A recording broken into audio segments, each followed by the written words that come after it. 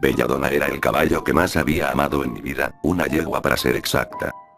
La tuve desde potranca, vi su nacimiento junto a mi padre, escondidos a una distancia segura entre los arbustos en la valla de alambre. Su madre había sido brava, fue lo mejor que hice en mi infancia, era el mejor recuerdo que tenía junto a mi padre. Luego crecí, tuve que tener un esposo que se encargará del rancho y poco a poco, el resto de mi familia murió.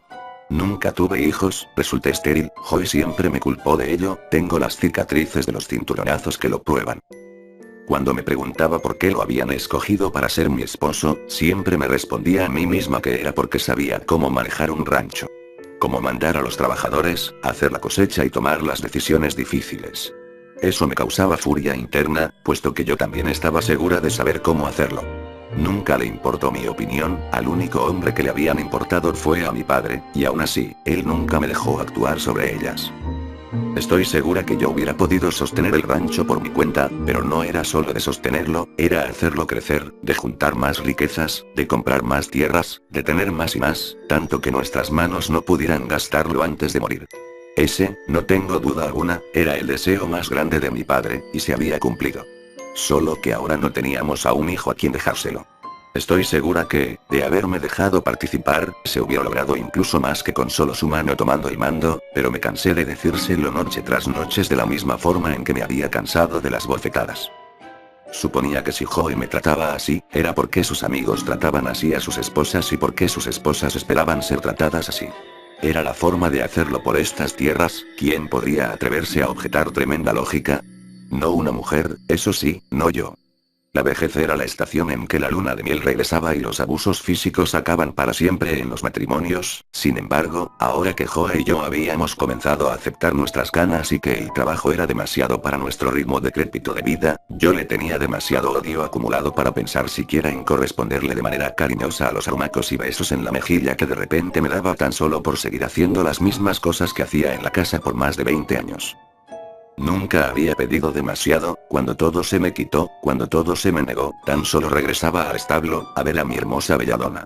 Siempre fue una yegua fiel, fibrosa, llena de energía. No se dejaba montar ni se mostraba dócil para nadie que no fuera yo y mi padre.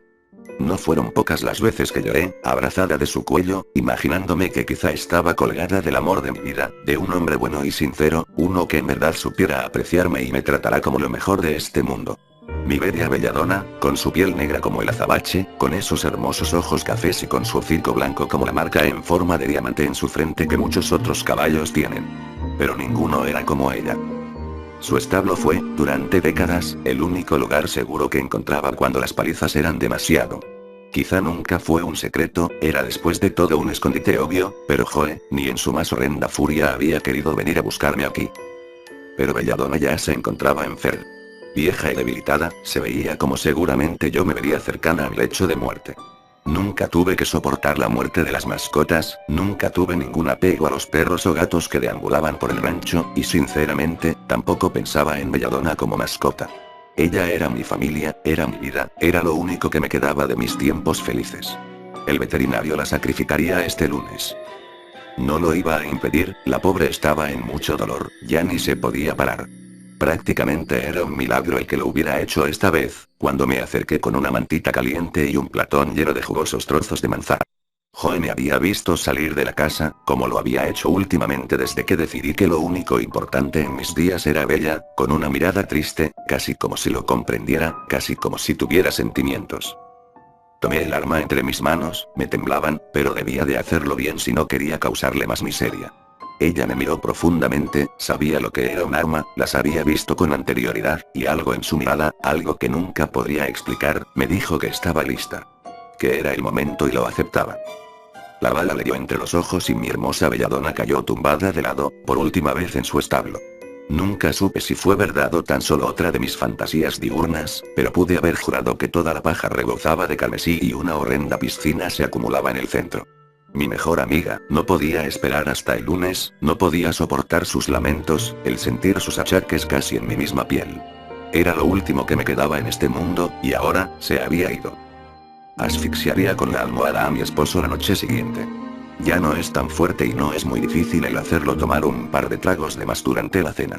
Lo sentía, pero no había sufrido una vida de vejaciones y humillaciones para que el bastardo de una puta cualquiera apareciera de improviso y se quedara con todo lo que mi padre me había heredado a mí.